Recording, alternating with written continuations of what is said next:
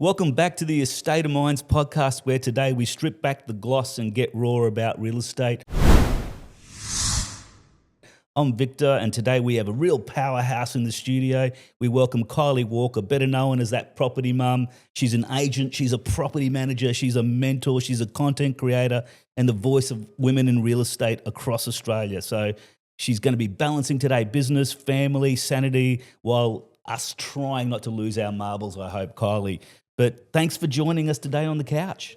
Wow, thank you so much for that introduction. I am very humbled and so grateful to be here and joining you for this amazing podcast. Now, Kylie, I'm really thrilled to have you on the couch today, and I've been doing some research on you, and I found out very clearly that you're not too shy when it comes to this kind of world. I know that I follow you a lot on your social media, and you've been responsible for a lot of the social media that we do here at Validum, and you're probably one of the catalytic forces behind why we do what we do here. So I'm really thrilled and have been very inspired by what you do.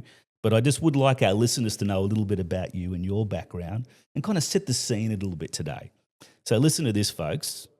At 18, Kylie was working as really a checkout chick in the supermarket. You go on to study journalism. You did the journo thing. You become a mum with 4 kids and balance all that while you set up a career as an entrepreneur, and you go into a business with your husband, co-founding I Think Property from scratch, mind you, and then starting to evolve your brilliant brand, That Property Mum. How am I doing so far? Amazing. And I don't know when you get time to sleep, Kylie, I really don't, but you've got an amazing career you've created. But I want to know, for our spectators here, which are our students and our alumni here at Validum, you went with zero experience into the real estate world. And what drew you into real estate, can I ask? Absolutely. So I was working as a journalist at Channel 10, a sports journalist, and I was working weekends and late nights, and my 4 kids were under 5 Wow. at that stage. So yeah, crazy, I know. An amazing thing. And then even more crazy, we decided that we would start a real estate business. My husband was already selling real estate, and he kept getting asked to manage properties. And he realised, that this was a good part of the business that he was just handing over to other people. Yeah. So I also, for me though, when I'd made the decision to join him in the business, I really wanted financial freedom. I wanted to send my kids to private schools, and I really wanted the lifestyle freedom as well. So I wanted to be able to drop the kids off, pick them up, be there for the dance shows or the sporting carnivals. I should say sporting carnivals for my kids. Yeah. They're not much good at dancing. But I wanted to be able to be there, and working in the media just didn't give me that flexibility and that freedom. So it was really all around having freedom in my life. Yeah, well, that's a really good reason, isn't it? And we'll get into that a little bit more in this pod today with Kylie. But your career spans across property management, business ownership, property management mentoring, and now digital education. What was the kind of business decision that decided you to pivot from kind of real estate, and how did you find your identity as that property mum? Yeah, it really came out of a really difficult and dark time in my life. I had in 2019, I walked away from my marriage and my business, and I ended up stuck in Sydney with my eldest boy, who had just moved down there and to play as a professional athlete, and he was also the COVID restrictions were so strict for him, and he suffered a lot of homesickness. Yes. So we made a decision as a family. I would go down and stay with him, and it was them. I was at rock bottom moment. My life had literally, all my pillars had sort of all crumbled down, and I had to find a new purpose. And I just kind of, did all the personal development work and the meditation and the journaling, and really had to try and rebuild. And I just thought one day, what am I going to do? I've got 20 years as a marketer and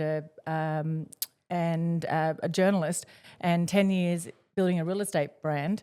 How can I combine those two?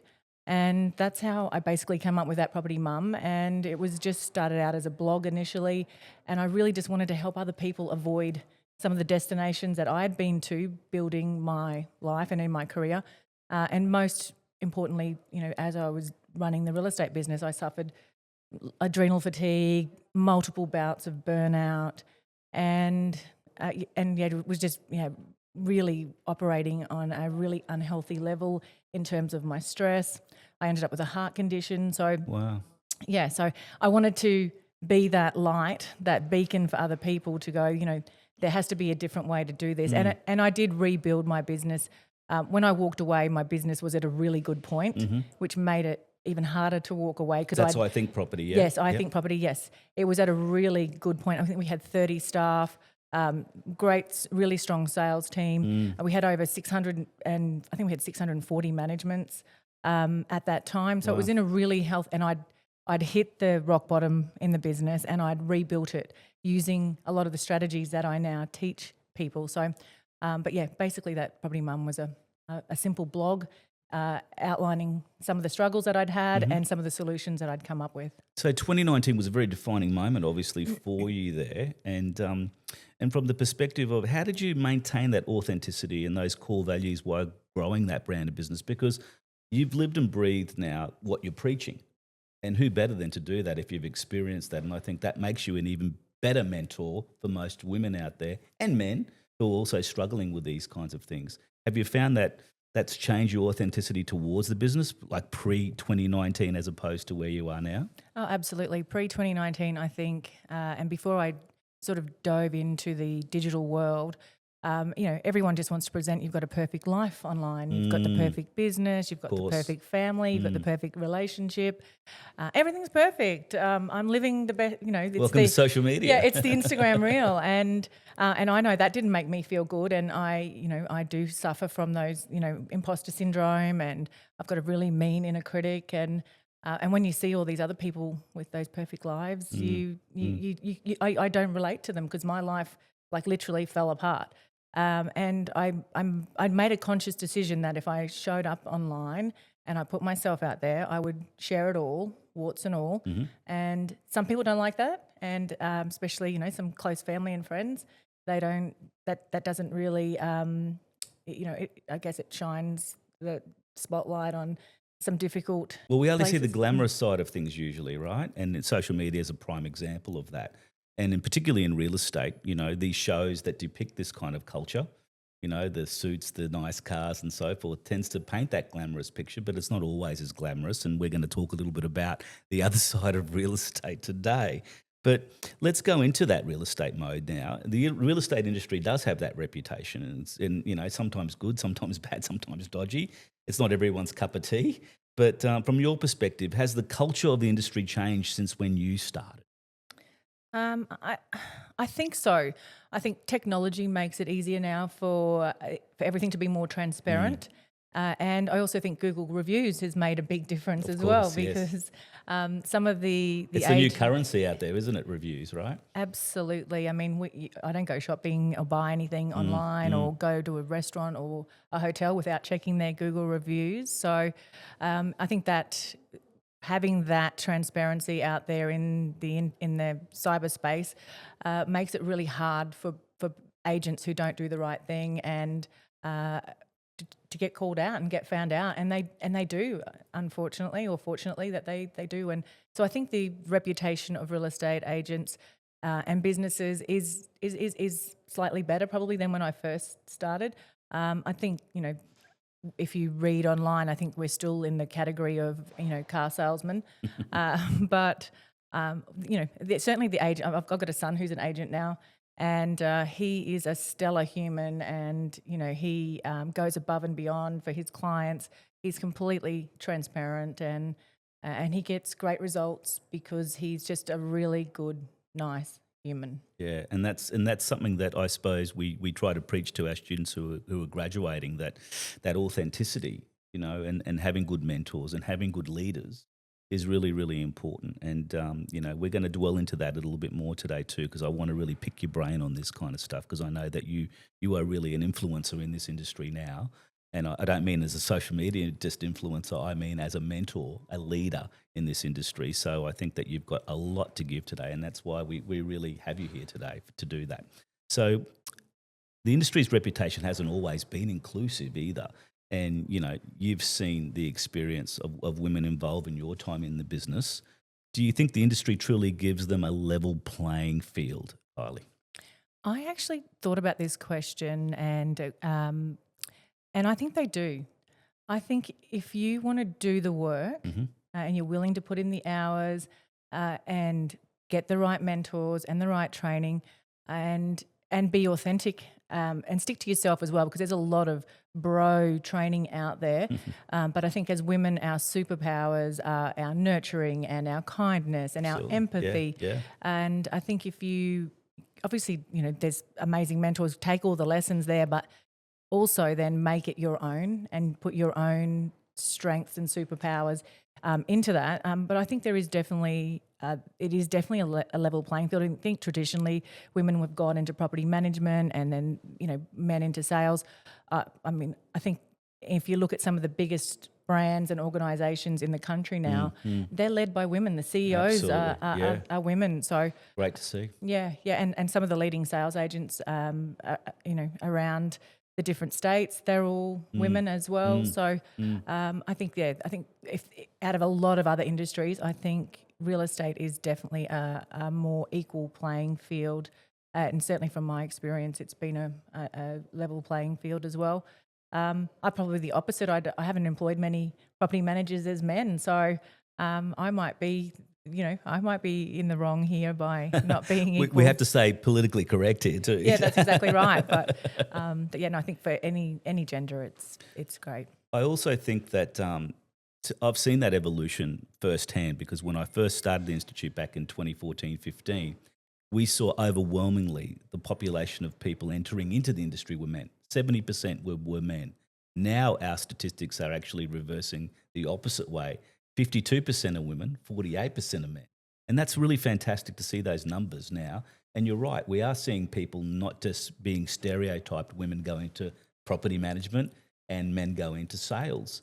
I'd love to see more men in property. I started my career in property management, and I think that gave me the grounding and the foundations. My first 10 sales came from landlords who were, reinvesting and buying other property, and I became that kind of liaison for them. And I think that it was a great benchmark for me to follow into sales from learning that property management culture. But hey, who am I to kind of question where people go in the industry? But look, in saying that though too, have you felt that you've had to kind of work hard or been taken a little bit more seriously being a woman in property? And how did you navigate that world? I probably found it more difficult as a woman, a female in sports. Back in the day, I was probably one of the first generation of women who were sports journalists, and I had to do double the amount of stories to every man. I had to, be at the office longer, and that was probably partly, I felt that, but it was probably me putting that pressure on myself to be able to be included as one of the boys in that boy club. So, but in real estate, because I've came in as a business owner, I haven't felt any of that pressure to perform or excel or any gender differences for me. It's Have you found that with any of your mentees as well, though? Have they had that kind of challenge in the industry? Have they felt that pressure as a woman entering in real estate? I think in property management, they probably a lot of women feel like they're not taken as seriously and they're not as important as the sales teams. So I think, there would be a bit of a differentiator there.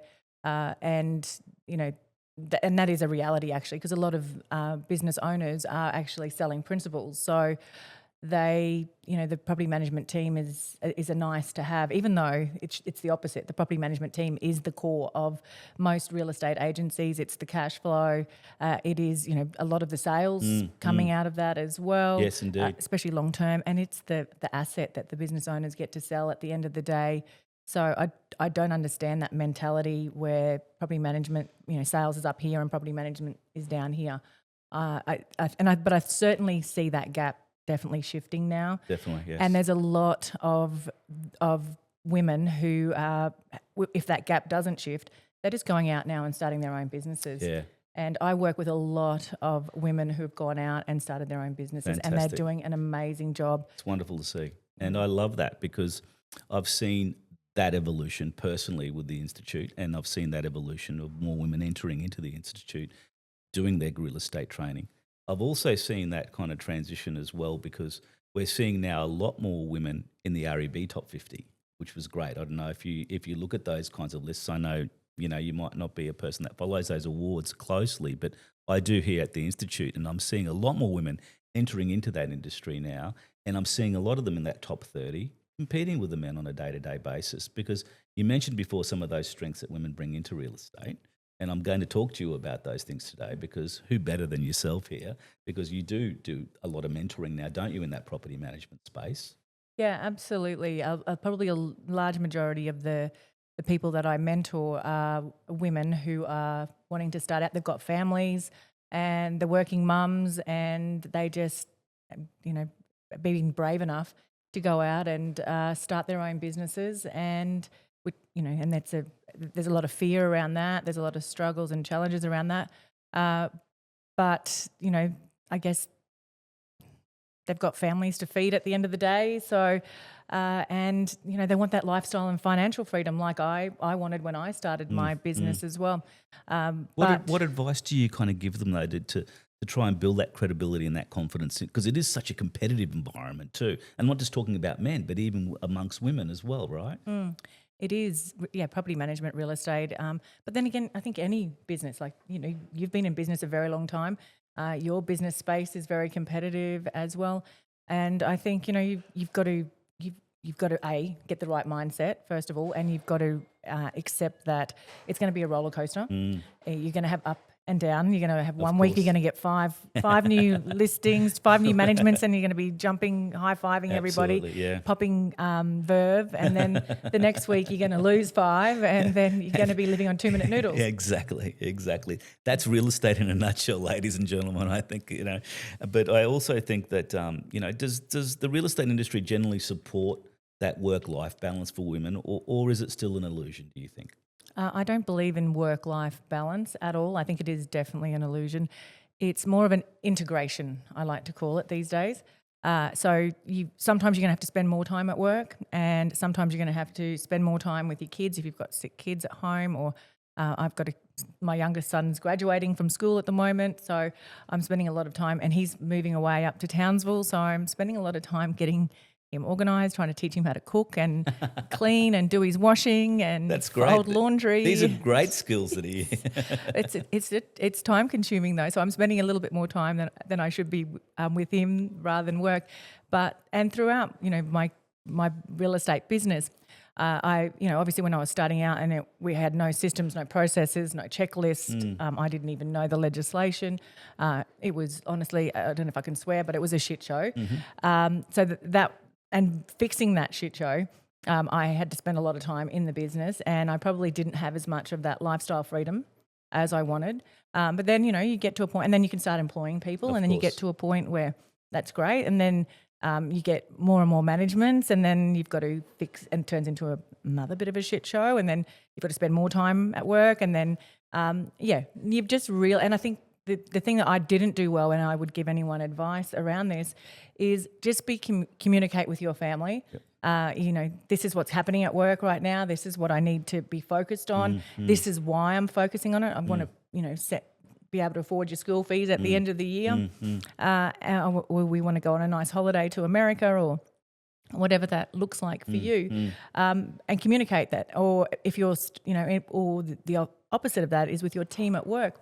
If you have to spend more time invested with your family and one of your kids is struggling, communicate clearly. Like, I'm going to be working from home a couple of days. And I never did that. I never communicated, and I just, and multiple times. I think that's probably why I ended up with illnesses and burnout. And I just didn't have that.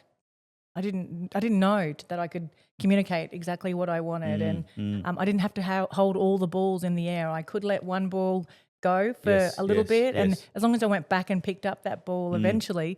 But you don't, unless somebody tells you and gives you permission and shares this advice. So we talk about balls and juggling here a little bit, and that brings me to my next question. You've been juggling parenting, entrepreneurialism, leadership. What have you learnt about managing that chaos? But now you're in this very creative world with the social media as well. How do you get creative? How do you stay creative? Yeah, and you know what? I love being in the creative space, and it is actually naturally my creative space. I'm like a writer and a theatre kid, so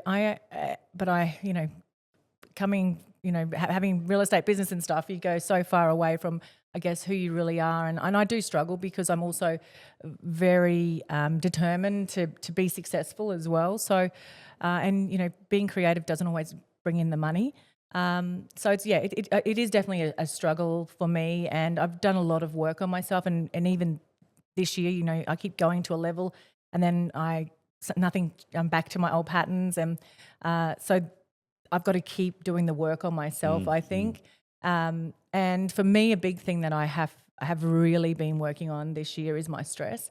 I realise I'm very addicted to stress, and I'm sure a lot of people listening will relate to this, because it's a chemical in our body that we get addicted to. Absolutely. And so I get myself to these points, and then when I'm in that state of stress and I can't think clearly, and I create chaos around me, and there's no room for that creative space. So I don't have the solution for that just yet. It's a work in progress, but it's something that I am very conscious of, and I have to work very hard on getting into that space as well. I look back over my social media and I go, oh yeah, that was what was going on then. That was pretty crap Almost content. tells its own story, right? Yes. Yeah, great. But again, just being authentic as well. Like no one's life is perfect, and Absolutely we've all not. got different struggles and challenges. Of course. Whether it's health, whether it's relationships, whether it's financial, aging parents. A lot of my generation now, we're going through all that aging parent stuff. Absolutely. That's another emotional pressure on top of I'm about to become an empty nester. Like, all of those emotional things you've got to kind of navigate with your business and work life. Yeah. So, it's a lot sometimes. We don't talk about it as work-life balance, but it is a balance. And I think that if you look back at your journey, what's been one of the hardest lessons you've had to learn, or learn the hard way, so to speak? I think probably letting go of things. Not trying to do everything, and perfectionism. That's probably been a big thing for me. You mentioned before imposter syndrome as well there. Yes. Was that also, part of the process there, and not believing that you could do it this? And, you're a testament now, you are. Does it surprise you, or are you kind of saying, no, I always had that in my DNA? Oh, God, no. I've got really bad imposter syndrome. I actually did a video before I came in here in the car because I was like little butterflies, nervous. And I made Kylie nervous, did I? But I always do, because it's driving here, the little voice in my head says, who are you to be doing this? Who wants to listen to you? And, you've pumped up my ego massively, and you've said some beautiful things to me. And They're all true, Kylie. They are. I know, but my little inner voice goes, oh, is that true? Is that really what I've done? Is that really what I've created? I think you wouldn't know it though when you speak, when and as I said, I've been on the opposite end of this couch, and I've been the one that's been intimidated and quite kind of taken back by, why does Kylie want to talk to me for? So I probably have a little bit of it myself, but it doesn't come across that way. You always look really polished. Yeah, fake it till you make it, hey? That's probably my best advice. Fake it till you make it is the best advice I can give you. So let's flip that. What's the most rewarding lesson that you think you've picked up along the journey so far? I think putting yourself out there, and if following that dream that you've got, don't let that inner voice and that imposter syndrome and that self-doubt stop you from going forward. And I think if you've got a dream to do something and it comes from a really good place. My dream was to help I hope I help men as well, but help other working women not go through, health issues and burnout and marriage breakdowns, and run successful businesses that, integrated their family lives and allowed them that freedom that they were looking for. That if your business and dream comes from a good place and you want to serve and you want to create impact, then don't listen to those voices in your head. I mean, obviously money is a side effect of all of that, but don't listen to those voices in your head, because our brains want to keep us safe, right? Of course. So they don't want us to put ourselves in uncomfortable situations and try new things, and that means we could get eaten by a lion in our psychologically in our brains, but you just don't listen to those voices. And I'm so glad that I have been able to learn and grow and overcome those voices. most of the time. We're still learning, right? And, I don't call it mistakes, I call it learning. So I think that that's a nice euphemism that we use here. But look, at Validum, we're big advocates for mental health. And you've spoken a little bit about this and your struggles and your, trials and tribulations with that. You've balanced motherhood, careers, personal brands. How do you stay grounded and avoid that burnout in such a high pressure, client driven industry that we live in? Yeah, well, I haven't avoided it. I've definitely hit the burnout destination multiple times. And I think managing my stress, if I don't manage my stress, I very quickly head down the track to burnout again. For me, I've really got to move my body. I've got to exercise. That's a big thing that I have to do. That's what I was going to Yeah. fringe upon, because you talked about stress before, but the management of stress. I mean, because obviously you mentor a lot of people in this capacity. It's easy to say I'm stressed and how I'm going. I'm really stressed. But it's a hard thing to define, isn't it? Yeah, and starting with not saying that Yeah. is a really good starting point. Not saying you're stressed, but being aware of when you're stressed. That's probably the starting point. Like what am I feeling, and how For me, it starts in my stomach. I know that if I start feeling funny in my stomach, I know that's a stress response. Right. My body is starting to crave that chemical Yep. hit, and for me, I try to exercise every day and move my body, even if it's just walking my dogs a couple of times. I've got to move. I do meditation and journaling, and I know that's not for everybody. I really live in my head, so I've got to get out of my head, and I'm not very good with communication. So if I can write down what I need to say to somebody, if I'm cycling around on something, Yep. looping around on something, I need to write that down and then get it out of my head, and then I've got a plan to how I'm going to communicate that. And I know that sounds really maybe a bit crazy that I've got to do that, but I just and I'm better like on that side of the microphone than I am on this side of the microphone. I'm much better asking the questions than sitting here and answering the questions. So, but yeah, mental health is such a struggle in real estate and property management, In sales. most professions, I think, anyway, right? Yeah. Yeah. And I think we've got, you're either going, what's the terms? Like great or bust, it's one extreme or the other. There's not a lot of middle ground in property management or sales. It's, you got lots of things, lots of managements, or you're losing lots of management, lots of listings, or you got no listings. And I think that in between place is where the mental health really kicks in, the burnout kicks in. Absolutely. And that's the space that we've got to work on. How do we get people through that? How do we get people to overcome that? Because any business is like that. You're going to have Absolutely. great times Yeah. and you're going to have lean times. There's a lot of highs and a lot of lows, and real estate is an absolutely, roller coaster of a ride. And I say this to people all the time. Sit down with your families, talk about this, and talk about the pressures that this first year out, particularly when they graduate, is about learning, not earning, and things like that. Are they prepared financially for the pressures? Because learning a new job, learning a new demographic, learning about a whole new career kind of choice comes with its own perils. And at the same time, having to think about the financial side, the family side as well. You don't switch off when you leave your job sometimes, and in real estate, it does transgress into that world a lot because we work weekends.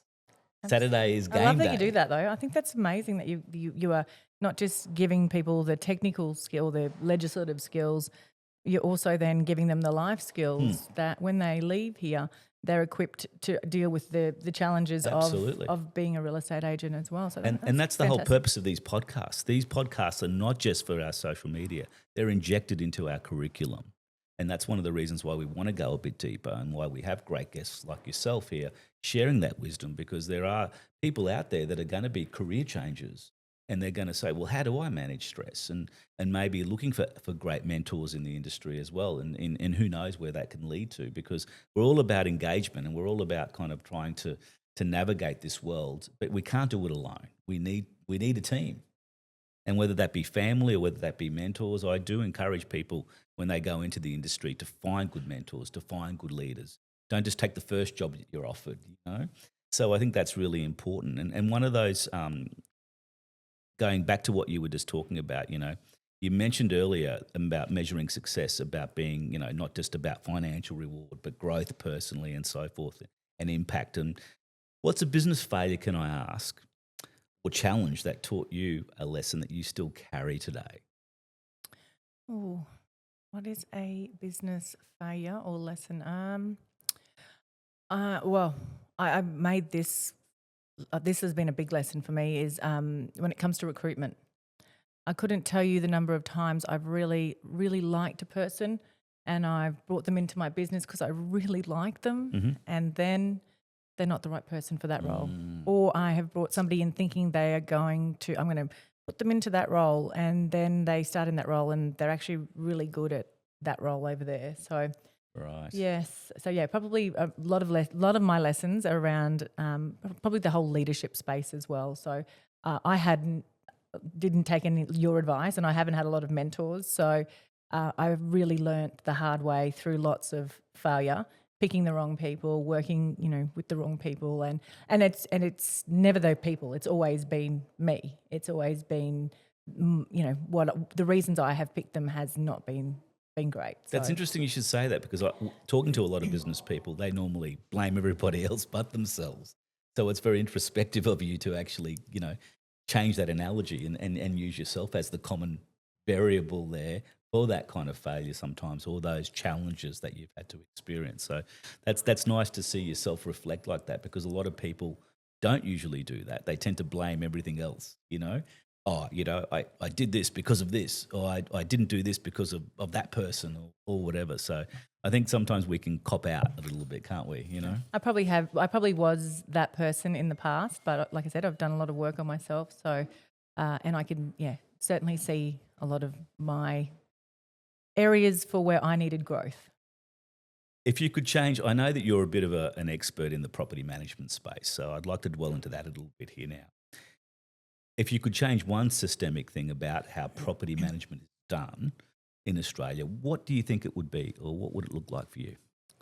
I think the value that property managers hold in themselves is not held high enough. I would love property managers to be held in the similar esteem to a mortgage broker or a financial advisor. Even we have a really huge responsibility in the property world, and I don't think that's taken seriously enough by business owners and property managers themselves. So I'd I would agree love with to that, see yeah. the role of property managers really elevated and uplifted in the industry, because we're not just rent collectors, we're not just fixing people's maintenance. We are actually helping them create wealth. We're wealth builders. We're part of that wealth creation Absolutely. process. And the job that property managers do beyond, with understanding markets I think it's not a job to just turn up and get paid your wage anymore. I think that it should be held in a much greater esteem than what it currently is. And it's about those relationships, I think, which are just as important at sales as they are in property management too. As I mentioned earlier, I alluded to earlier, that as when I was a property manager, a lot of those relationships transgressed into sales, and those relationships I actually still have, 20 years later. And that's fantastic. I can call some of these individuals friends, and I've been part of that portfolio development for them, and as you said, create that wealth for them too. So I've been part of that kind of pathway, which is very, very rewarding too as a property manager. Absolutely, and it's customer service at the end of the day as well. It's relationship building and it's customer service. And I just don't think property managers and business owners really value the importance of that role in that wealth creation journey. So That's the value to a business though too. The rent roll is a big entity. I know when I sold my business, it was very much about that rent roll. That's where the value was in my business. It wasn't about how many sales we had done. It was the rent roll that gave it its true potential value that I was able to take to market with too. So it is a very underwritten kind of quality. But speaking of technology, what probably are some of the most underrated skills an agent or a property manager needs to master now in 2025 and beyond? And where do you think the future of real estate looks like to you? So the first part of that question, I would say customer service. I think I just touched on that just a minute ago. Customer service is the core of everything that we do, whether it's your tenants, serving your tenants and serving your landlords as well. If you can nail your customer service, you will keep those clients very long term. I've just sold my rent roll. The last bit settles on the 15th on Friday. Congratulations. Saturday. I know, it's amazing. So 15 years later, and it's settling on the 15th. So that's Empty nester. You can retire now, Kylie. Okay, you're ready to play some serious golf now, I reckon. No, I wish I could. No, we've got a lot more work left in me yet, let me tell you. So, yeah, I think customer service is definitely one of the skill sets that you need to go in there with that serving mentality.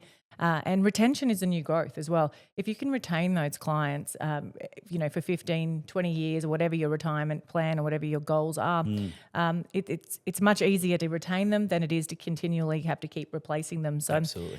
That's something that I was conscious of when I built my business as well. I built everything around my customer journey and my customer service. And the other skills, obviously, conflict resolution is another big one, especially with all the nuances with the legislation and the compliances across different states now. You really need to be able to navigate those and have good conflict resolution. You don't even need to have good understanding of those legislations. Legislation was never my strong point. Of course, need to know it, but legislation was never my strong point. And with ChatGPT now, it's our best friend with the legislation. So you just got to ask ChatGPT what to say here. But knowing how to diffuse those situations where the legislation comes into play or where the legislation's not coming into play, being able to be good conflict resolution people, I can't think of it, is really important. Yeah, absolutely. Developing skills around that, I think. Because AI technology, as you mentioned, is transforming real estate. And I do you see that as a big opportunity for property managers in the next 5 years? Because I think that, as you said, it is transforming the landscape now, to be honest there. So. Oh, I just think it means that we're going to be able to really elevate our service. It's going to take away a lot of the when we're still going to. AI is never going to replace property managers. We're still going to need property managers to go and do inspections. We're still going to need property managers to build relationships with our clients. But what AI will do, it will free up a lot of the paperwork, the admin, the arduous stuff. Learning the legislation inside and out. It'll free up a lot of that. So that we have more time to develop relationships, to work on our growth, to work on our social media and our digital marketing and our profiles in the local communities. It's going to give us more freedom to do that type of stuff. So and that's a good thing, isn't it, really? We can be better property managers now as a result of that, I think. Using the technology as our best friend. I think that's actually going to be a big plus. And we're working on those relationships even further, not better down by some of those administrative tasks, for example. Absolutely, yeah. It's exciting, the world that we're heading into right now. I think a lot of people I speak to are terrified of what it's going to mean, but I keep telling them, probably you still are going to be needed. It's not a job that's going to be replaced. So, certainly not in the near future anyway. It's good advice. And, and to those women entering into the industry now, who are maybe a little bit intimidated by what the industry does or what the industry's going or where the industry's going, what are a few words of wisdom that you can give them? I think it's a really rewarding industry. There's lots of room for growth in real estate. If you're coming in as a receptionist and, that's a great, and receptionist is the best role to start in any real estate agency. You get to learn everything. Absolutely. You get to talk to the client. You get to understand it all. And then from there, you've got so many different areas you can go across into. You're the hub of the office, aren't you? Yeah. You've got property management. You've got BDM. You've got sales associate. Office admin, trust accounting. There's just so many different areas. Absolutely. And I don't know many businesses that you can go into where you've got lots of opportunities to change and grow and evolve and try different things. And literally every skill set or every personality type, there's a role for in there. Absolutely, You know, yeah. if you're outgoing, go into sales. If you're introverted, go into trust accounting. If you're in between, go into property management. So yeah, there's There's ambiverts now too, you know, Kylie. oh, is so. there? Oh, yes. Actually, that's I somebody can't who's a keep bit of up. both. Yeah. That's probably me. And So, ditto. I would go down that part. Yeah. But look, we've reached the point now in our little pod here. We've talked some business, we've talked some branding, we've talked breaking barriers in the industry. Now it's time to crank up the dial a notch here. And there's 10 quick fire questions that I'm going to get you. So no overthinking, no filtering, and definitely no media trained answers here, because I know that, I don't want the journalists coming out here. So you ready to go? Ready. Hit me. Okay. Fasten your seatbelts, ladies and gentlemen. Here we go. What's the worst thing you've ever heard from a tenant? Question one. Well, every tenant says it was like that when I moved in. That old chestnut, right? The property market in one word right now. Exciting. I like that. That's very true. If your career was a movie, what title would it be? It's a shit show. Biggest property myth you'd like to bust?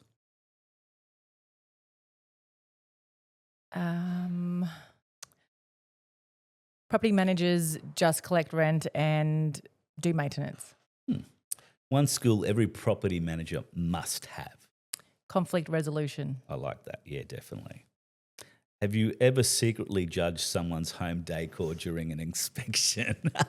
Honest answers now, Kylie. Mind you, I have got 4 children, 3 boys and 2 dogs, so I'm really not one to judge anyone else. Okay.